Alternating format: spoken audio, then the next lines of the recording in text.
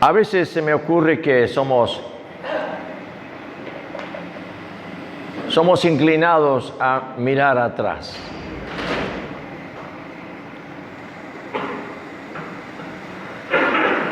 Y yo en el tiempo, sobre todo estos últimos tiempos de mi vida, se me fue dando vuelta el origen de la fe, el punto de partida de la fe.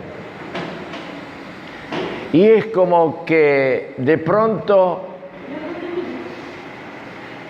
me habían presentado a un Jesús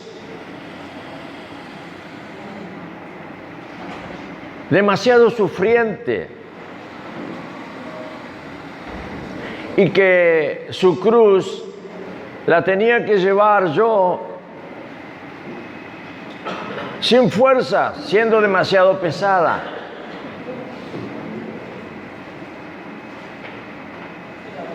Y entonces me parecía que tendría que ser de otra manera.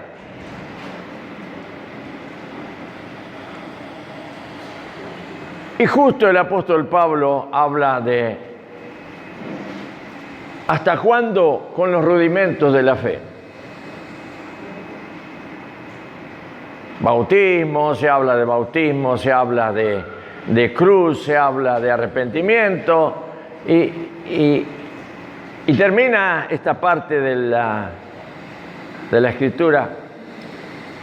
Lancémonos a la perfección. Yo no sé si a usted le pasó en los años que lleva de creyente, pero me da la impresión que le habrá pasado como a mí, por lo menos en algún momento, que solito adentro hay una voz muy suave que dice, otra vez con lo mismo. ¿Y sabe por qué? Porque estamos revolviendo el comienzo de nuestro nacimiento a la fe y lo consideramos como que eso va hasta ahí y ahí se bloquea y otra vez lo llevamos hasta ahí y se bloquea y otra vez hacemos el mismo recorrido y llevamos hasta ahí y se bloquea. Y cuando llega hasta ese límite, una fuerza tremenda. Y quedamos así como esforzándonos por nuestra cuenta. Eso no es el Evangelio de Cristo. Usted sabe que yo me he puesto a estudiar el tema de quién es Jesús. Y los psicólogos que han hecho grandes estudios sobre todo la estructura de la personalidad de un ser humano, han llegado a concluir que no lo pueden categorizar, catalogar. Cuando ya lo tienen como un nombre de tal categoría, se escapa.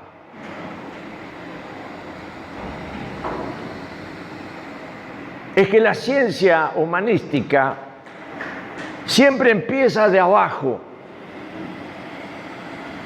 El trabajo de un psicólogo comienza a través de lo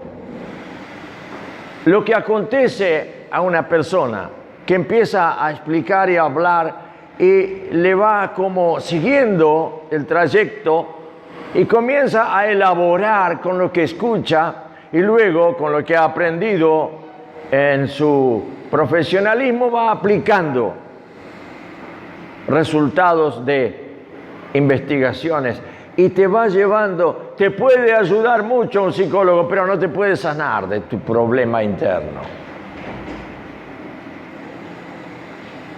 Y eso es lo que se ha querido hacer con Jesús.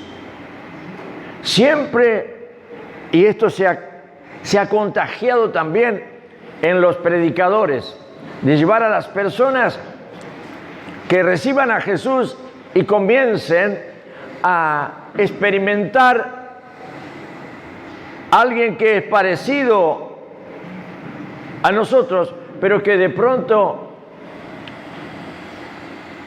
crece a tal punto que ya no lo podemos alcanzar. Se hace demasiado grande. Y de esa manera este Jesús queda como, bueno, es Dios, está allá arriba, sentado a la diestra del Padre. Y acá abajo estoy yo que hago fuerza para creer más y levanto algo y se cae, nada pasa al techo. Como si la obra de caminar el camino estrecho, la obra de seguir al Señor, fuera mi responsabilidad. Mi responsabilidad es responder a lo que viene de arriba.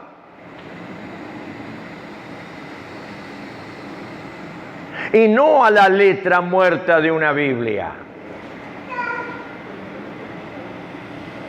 Nosotros estamos siempre respondiendo a la letra muerta de una Biblia. Y como es un mismo libro, aceptamos cumplir con el Antiguo Testamento bajo la ley de Moisés y con el Nuevo Testamento bajo la ley de mandamiento de Jesús. Porque ¿qué dijo Jesús?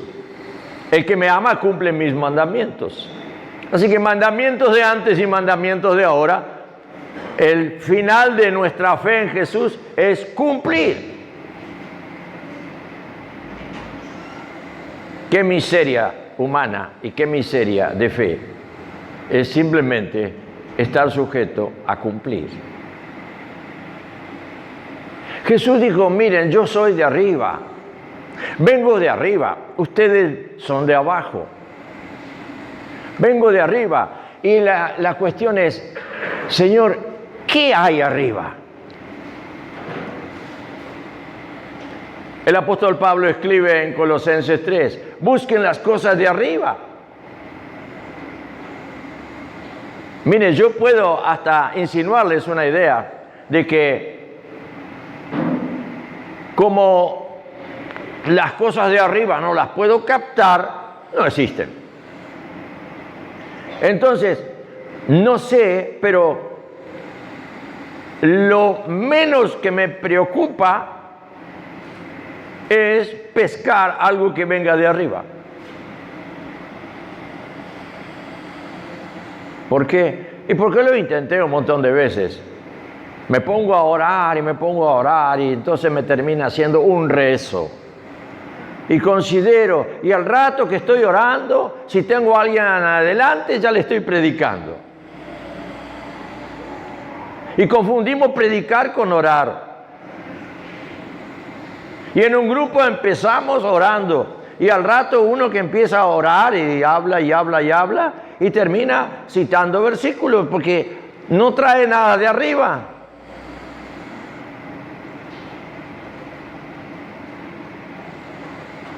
Y nuestras oraciones y nuestros grupos de oración son tediosos, pesados. Y se termina con lo que dije antes, cumpliendo. ¿A dónde cumplís tu oración, hermano? En el grupo de allá. Y vos en el grupo del otro lado. Yo cumplo. Voy y digo algo siempre y entonces quedo bien. Y los demás todos contentos. ¿Y de arriba qué viene? Nada.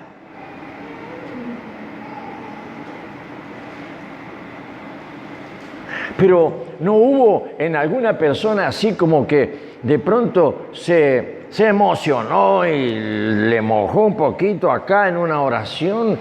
No, y oramos firmemente con la palabra de Dios y las emociones no corren porque el campo de las emociones es engañoso.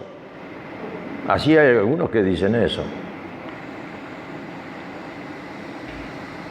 Imagínese usted ante este hecho, Jesús rodeado de no sé cuántas personas ahí frente a la tumba de Lázaro. ¿Qué hizo primero? Largó y soltó sus emociones. Y lloró terriblemente, tanto que despertó la admiración de todos y que decían, era su amigo, ¿cómo le amaba? Puede leerlo si quiere. ¿Cómo le amaba?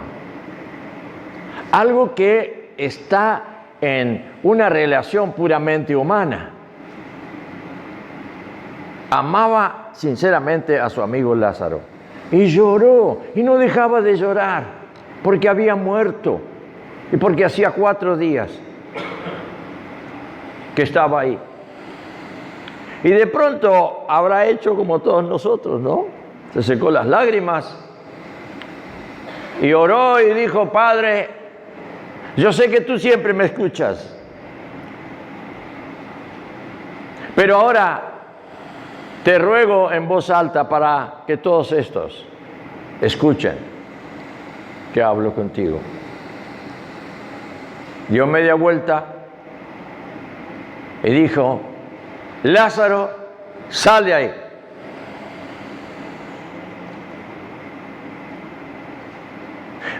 Es una especie de, podríamos decir, dicotomía, no pega una cosa con la otra. Para nosotros nos rompe el esquema de pensamiento.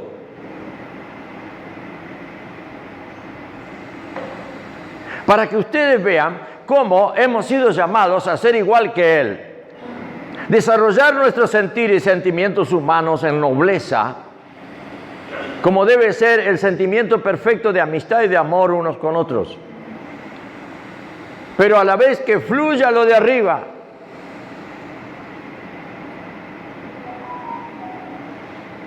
Por eso le estamos dando al mundo una predicación de evangelio seco. Tan seco que lo transformamos en palabras y quizá alguno habría que por ahí, si había un abrazo, una amistad, una relación más fluida en los sentimientos, quizá llegaba a volver a escuchar algún día una predicación del evangelio, pero con nuestra predicación seca y muerta no quiere escuchar más. Porque el evangelio es la buena noticia del amor de Dios para cada uno de nosotros. Eso es en griego.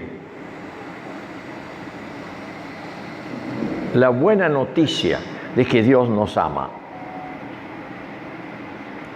Y nosotros le damos como dijo y escuché a un hombre una vez, no, hermano, la palabra de Dios es un martillo. No, no es un martillo.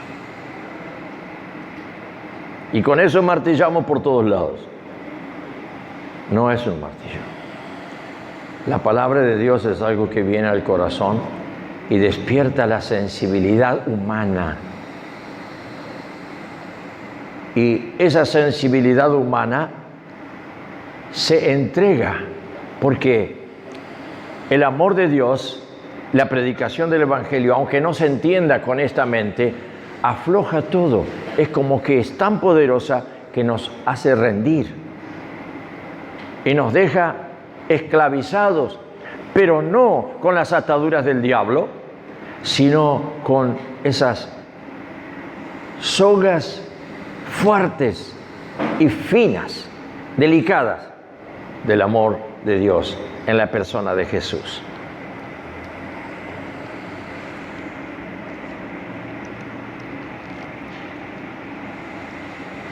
Quiero remitirme ahora a 2 de Corintios. Tiene un título ahí. Vamos a ver el final del capítulo 6 de 2 de Corintios. Dice el título, somos templo del Dios viviente. Les cuento mi testimonio. Yo muchos años, hace ya muchos años, que pasé varios años absorbiendo doctrina y preocupado por afinar las doctrinas. y recorrí leyendo las distintas religiones y las distintas diferencias que hay aún en la teología evangélica. Y también en la exégesis, que es la interpretación de los pasajes bíblicos. Y todo eso era lo que yo quería manejar. Yo quería saber todo eso para poder enseñarlo, porque así es la revelación verdadera de Dios. Y el Señor se encargó de darme tanta paliza en mi intelecto.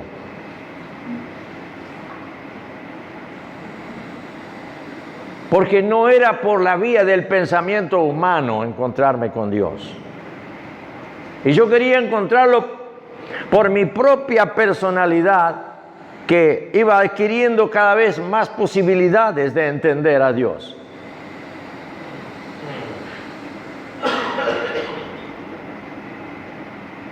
Hasta que fui impactado. No es por el entendimiento humano, ni la apreciación, ni el criterio, ni la opinión, ni nada que provenga de la persona humana en el ejercicio del desarrollo de su alma o de su mente. Justamente eso es lo que Dios quiere eliminar, que no estorbe a la mente de Cristo que nos ha sido dada cuando creímos en Él.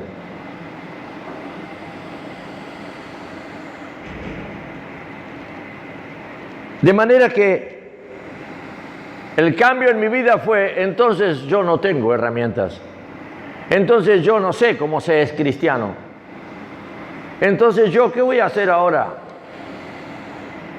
Si todo lo que yo puedo pensar y ordenar y sentir y opinar de mi conocimiento bíblico, todo eso no sirve. ¿Y entonces qué? Por eso uno de los temas favoritos que yo tengo está un versículo que se lo cito a todo el mundo para que vaya y lo lea. Y es 1 Corintios 2:16. Un día lo enganché así en oración. Y después que dice que es imposible que el hombre pueda conocer a Dios.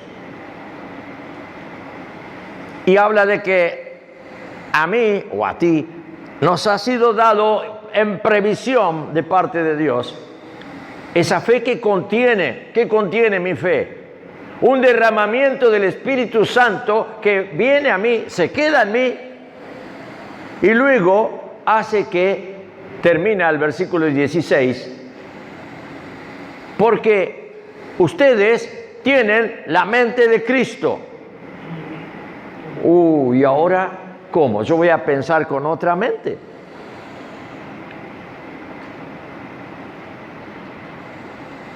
¿A quién le va a gustar ser despersonalizado? Porque si yo cambio de mente ya no soy el de antes. Usted sabe que esa es la verdadera conversión que hace el Espíritu Santo. Lo otro es la que fabrico yo, que me hago cristiano. Verso. Hasta que usted no empieza a pensar con la mente de Cristo, usted no entiende nada. Y por eso se le mezclan los tantos y por eso no tiene una comprensión cabal de una persona. Usted puede aprender la Biblia de memoria si quiere, pero hasta que no entiende la personalidad de una persona individual, de la cual depende todo, usted anda saltando de concepto en concepto, de doctrina en doctrina. Así que, como lo dije hoy, el punto de partida es un encuentro profundo y personal con Jesús de Nazaret. No con los ideólogos científicos y no sé qué cuánto más. Hasta que usted no tiene ese punto de partida, usted está en el área religiosa del alma, que si bien no practica con cruces y velas, que quizá antes lo hacía y se centraba en eso, los que vieron la película de Lutero tienen claridad para entender lo que fue y lo que sigue siendo la Reforma.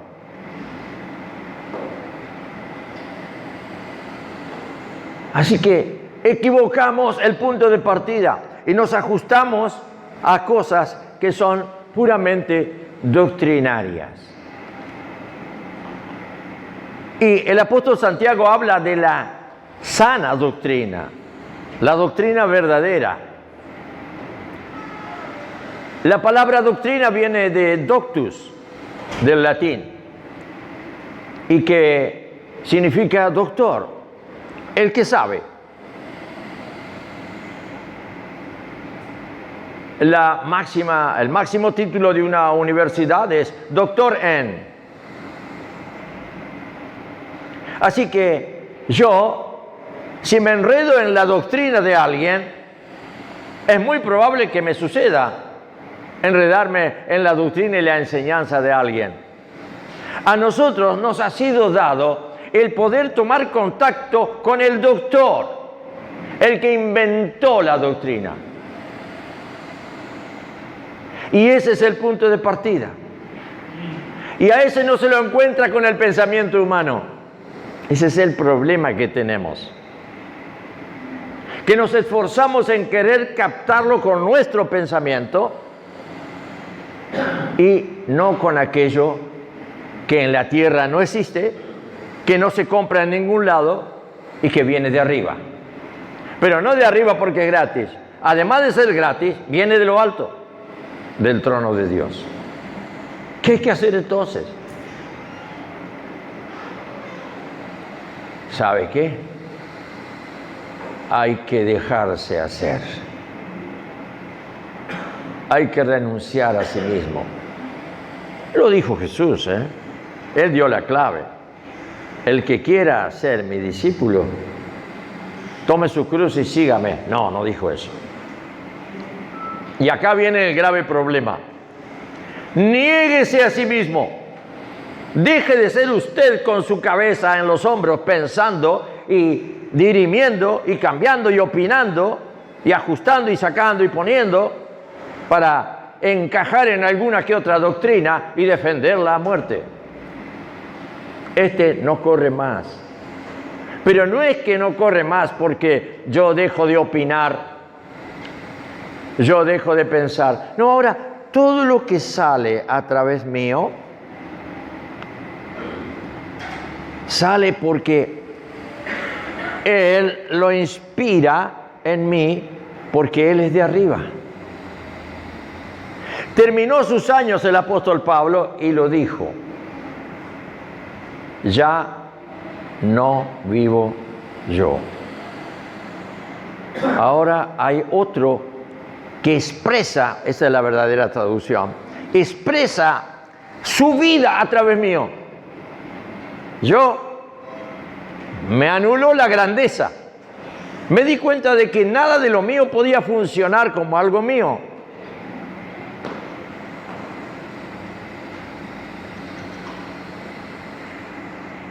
Entiendo que el apóstol Pablo no fue al comienzo que dijo esta conclusión de su fe y su vida. Fue de muchos años que desarrolló el Espíritu Santo una limpieza y fue poniendo bases para luego descargar un grado de revelación que fuera tenido luego como una revelación del canon de la fe. Lo tenemos en la Biblia como palabra de Dios.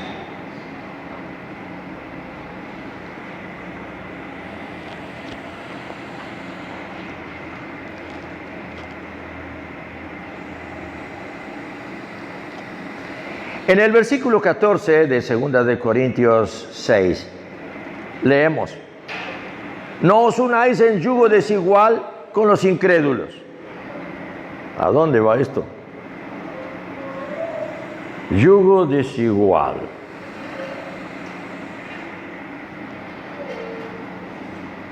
Yo ni siquiera tuve la oportunidad de unirme en yugo desigual, porque los dos éramos inconversos. Nos casamos y creímos que estaba todo bien. Aquí está hablando a otro tipo de personas, a los que sabiendo, y ahora lo va a explicar, sabiendo que no tienen que hacer eso, lo hacen. Fíjese. Porque ¿qué compañerismo tiene la justicia con la injusticia? Ya empieza a dividir los dos campos. Nosotros somos los santos, los justos de Dios en la tierra. No porque seamos justos en serio, ni que seamos santos como perfectos, sino que estamos en el proceso de justicia y santificación.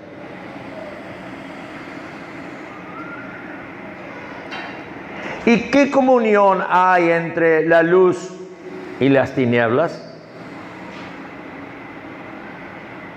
Cuando creemos en Jesús nos transformamos en nueva criatura, nacemos de nuevo. A partir de allí somos hijos de luz.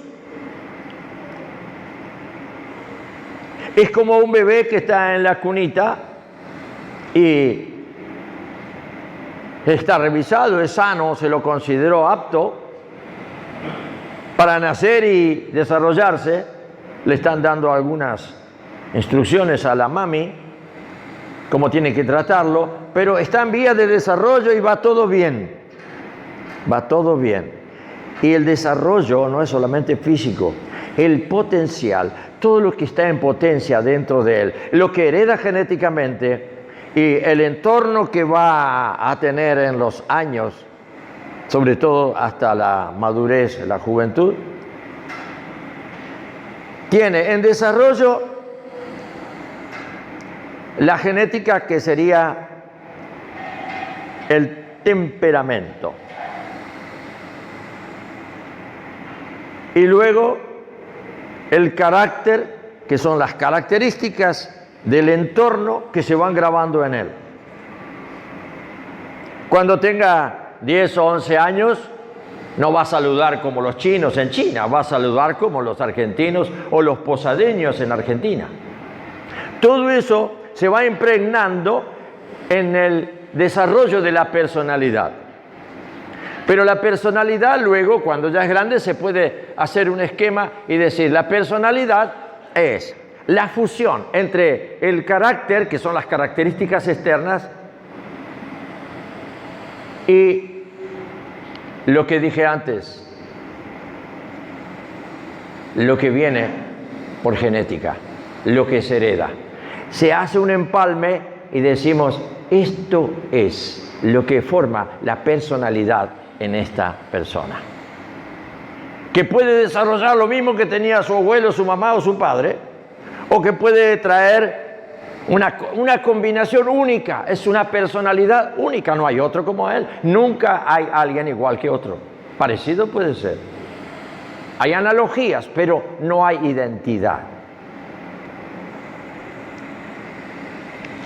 Así es que acá no puede haber identidad. ¿Qué comunión hay entre la luz y las tinieblas? Dice el apóstol Pablo.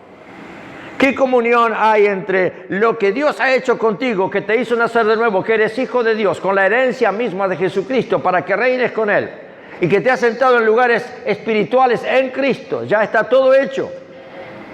Déjate hacer porque está todo hecho. No vas a modificar el plan de Dios. Imposible. No hay forma de que la luz se identifique con las tinieblas. Si tú no crees esto, es muy probable que no entiendas nada, porque es por fe. Tienes que creer que cuando naciste encendió una luz Dios en medio de las tinieblas. ¿Te diste cuenta o no? No sé, su designio se cumplió. Lo que sí, que nunca más dejaste de caminar con otra conciencia, de que algo te remordía adentro, porque la luz te ilumina y vos la negás.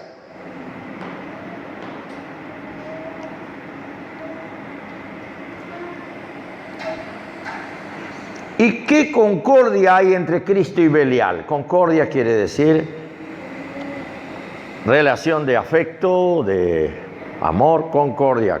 Cor es corazón en latín, así que concordia. Donde hay dos corazones que se unen. ¿Qué concordia puede haber entre Cristo y Belial? Belial es Satanás. Sobre todo esto está bien confirmado para el Nuevo Testamento, que Belial es Satanás. En el Antiguo Testamento Belial era todo lo negativo, las maldades a su extremo, etcétera, etcétera. Eso es lo que se interpretaba en el hebreo antiguo. Pero hoy Belial es Satanás. Así que nosotros, cuidado. ¿Qué tenemos del diablo? Jesús le dijo a Satanás en la tentación del desierto: yo no tengo parte contigo. Tómatela. No hay nada en mí que combine con lo tuyo, así que no vas a conseguir nada. Tómatela. Pero en nosotros no es así. Porque llevamos una genética que Dios la establece como hijo de Dios, pero no queda quemada la anterior. Sería bárbaro si Dios hubiera hecho eso. Entonces estaríamos limpios de todo lo que nosotros sentimos que es contaminación. Y lo que Pablo descubre con los años: ¿qué hay en mí? Que lo que no quiero, eso hago. No quiero y lo hago. Hay una cosa que me empuja. Y dice el apóstol Pablo: el pecado mora en mí. Lo traigo de genética de Adán. ¿Cuántos son los que no tienen entendimiento de ningún tipo y dicen: la culpa de lo que me pasa a mí la tiene Adán? Si Adán no hubiera caído. Eso lo vimos en clase de teología no hace mucho. No, Dios permitió que Adán cayera para que nosotros hoy tuviéramos la capacidad de opción. Nosotros somos los que elegimos ahora lo que viene de arriba y lo que viene de abajo. Lo que viene de abajo somos nosotros, que estamos formados abajo. Si viene algo de arriba es una gracia tremenda. Es un regalo. ¿Qué estás haciendo con eso? ¿A dónde vas con eso? Es una opción y una decisión.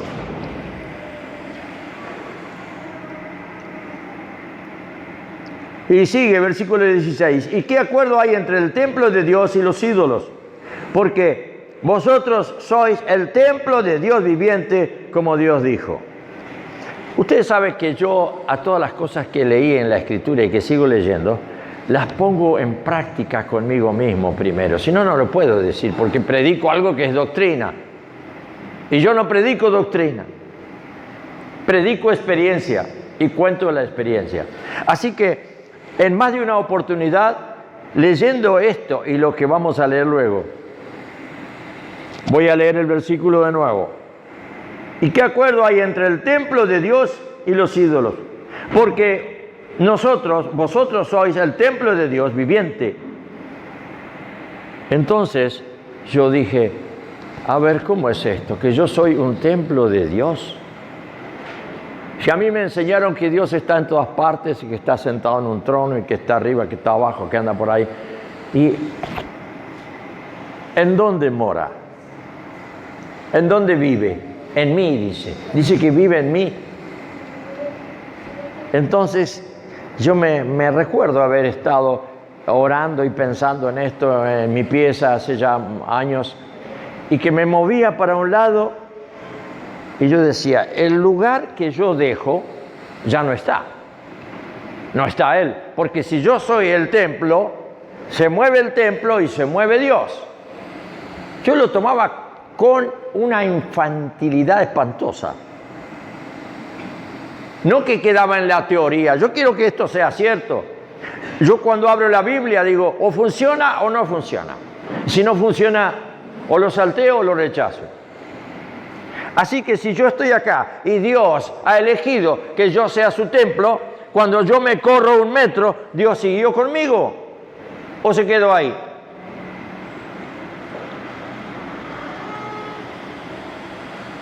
A usted le va a parecer que pensar en esto es un absurdo. Quizá como ser humano quiere seguir pensando, de una manera que pueda intelectualizar esta verdad explicitada en un versículo. ¿Será tan tangible esto? ¿Será tan experimentable esto? Haga la prueba. Primero vea si lo puede creer. Porque ustedes son templo del Dios viviente. Y yo sé que yo estoy incluido en la cosa. Yo soy templo del Dios viviente. Mi cuerpo es templo del Dios viviente. Bien, como está dicho así, vamos a ir a ver ahora 1 Corintios para más claridad, capítulo 3.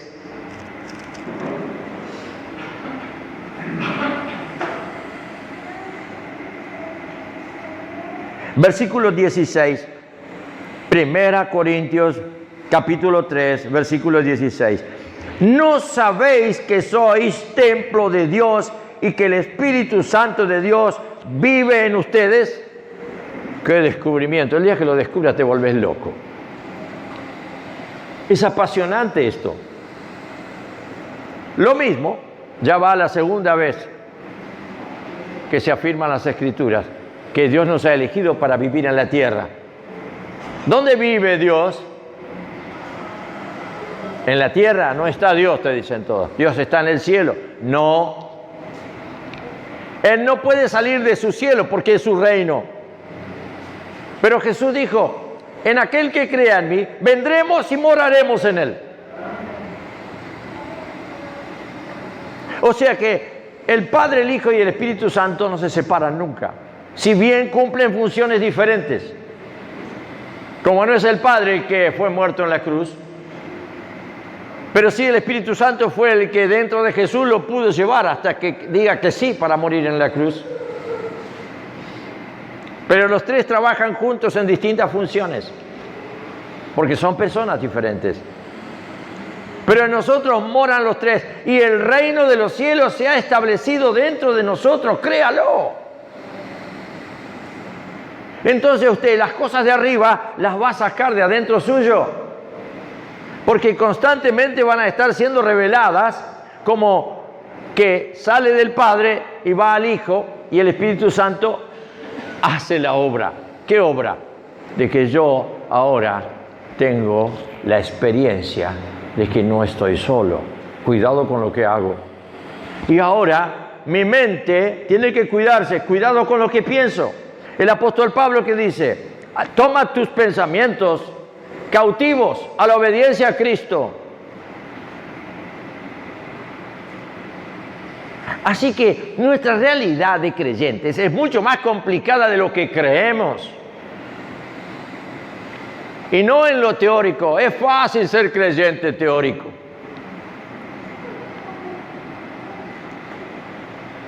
Pero si pones en funcionamiento, buscas la experiencia, lo que dice acá, es para preguntarse, si yo experimento esto, como le dije, si dice que está en mí, que ha venido a mí, yo soy un creyente, he creído en Jesús hace muchos años, se ha desarrollado el conocimiento de su palabra es su persona. No distingamos una cosa como diferente de la otra. El apóstol Juan dice, y el verbo se hizo carne, y verbo es palabra en latín. La palabra de Dios se hizo carne y salió Jesús. Así que la Escritura, por eso nosotros creemos, y acá viene el nexo que le presento, creemos que somos evangélicos, sí, pero somos apostólicos. Sin la palabra de los apóstoles no es válida nuestra fe, porque nos lleva a creer en cualquier persona o en cualquier cosa. Por eso la Biblia es canónica, que quiere decir, tiene autoridad de Dios, lo que dice una Biblia. Así que de acá en más, tenemos que saber que si es Dios que lo dice, cuidado. Y si lo dice de tal manera, como lo vimos acá, ¿no sabéis que sois templo de Dios y que el Espíritu de Dios mora en vosotros? El apóstol Pablo, como admirado, dice, ¿qué están haciendo? ¿Cómo viven ustedes? ¿No se dan cuenta de esto? Que viven dirigidos por su propia mente, dirigidos por sus propios proyectos, dirigidos, y después quieres que Dios te beneficie. No, métete en Dios para ser y sentir como Él, si no, no podés. Porque vas a quedar como un inconverso, ajeno a la vida de Dios. Hay un montón, la mayoría de los creyentes que yo puedo discernir, están ajenos a la vida de Dios. Y sienten como si fuera que es necesario todos los días, más cuando hace calor, darse una ducha fresca y después a transpirar. ¿Y qué? No. Él nos llama a que nos quedemos bajo la ducha para no ser, bueno, iba a decir una palabra que no cuadra en este momento, pero podría ser, ¿vieron cuando uno se acerca o alguien se acerca y uno siente un olor así? No digo cabrito, pero algo parecido, más crecido, y ese que está expandiendo un mal olor. Se salió de la ducha. Así le pasa a los creyentes, van al culto el domingo, se llenan de la palabra de Dios y después chao. Vuelven otra vez al mismo régimen. Y no salen del mismo circuito, un círculo vicioso, no pueden salir. Porque no quieren salir. ¿Por qué? Porque se conforman, lo de arriba es lo de arriba. Así me dijo alguien que ya falleció y era un creyente de aquellos años, muchos años ya. Era en el tiempo del gobierno de Menem. Y él era un antimenemista terrible. Entonces, hablando una noche que fuimos a cenar a su casa en Villa Sarita, me dice, mire, pastor, yo sé que todo lo que usted enseña es cierto.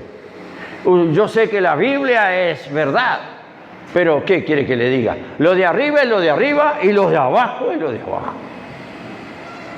Nunca se convirtió. Porque encontró la fórmula. Ahora nosotros decimos que hemos recibido algo de arriba y que es el nuevo nacimiento y ahí nos paramos. Si es que creemos, si es que sentimos que hemos renacido de Dios. Por eso nuestra vida es deslizante. Nos vivimos deslizando. Nos arrastramos como la serpiente. Nos deslizamos en una especie de comparación, en una especie de compaginación entre la izquierda y la derecha, ahí estamos.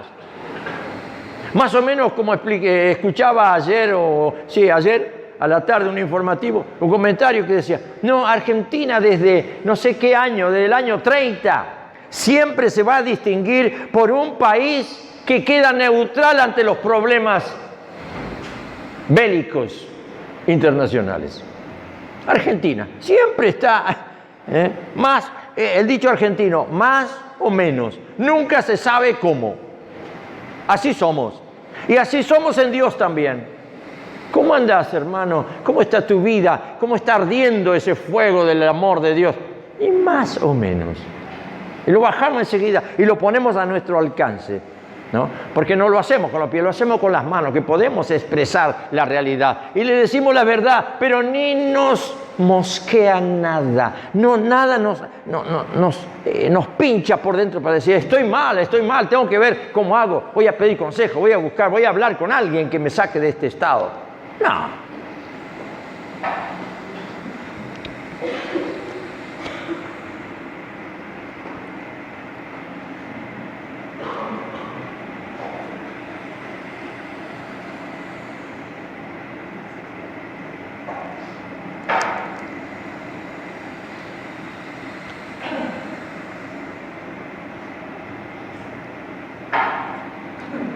En el 6:19, y termino con esto, tenemos otro versículo.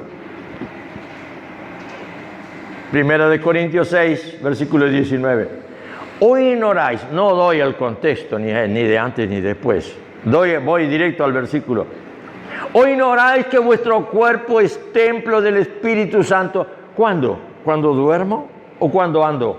¿O cuando actúo? ¿Cuando trabajo? ¿Cuando camino? ¿Cuando subo o cuando bajo? ¿Cuándo? Cuando yo soy, en mi cuerpo es templo. Ya eso es medio demasiado impropio llegar a pensarlo. Mi cuerpo, Dios metido otra vez en la materia.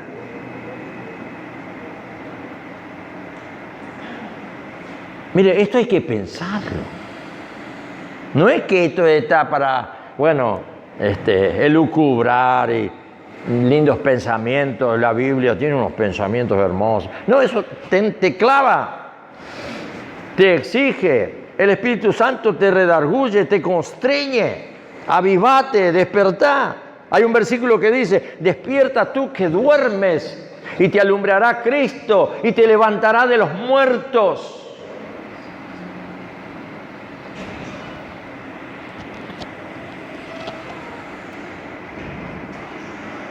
¿O ignoráis que vuestro cuerpo es templo del Espíritu Santo, el cual está en vosotros, el cual tenéis de Dios, y que no sois vuestros? O peor todavía, llega un momento que es: ya no me pertenezco más. Yo quiero hacer algo y no. Hay alguien que adentro me dice: espera un poquito. Anda a los pies de Cristo en obediencia y poner tu pensamiento y tu iniciativa al Señor.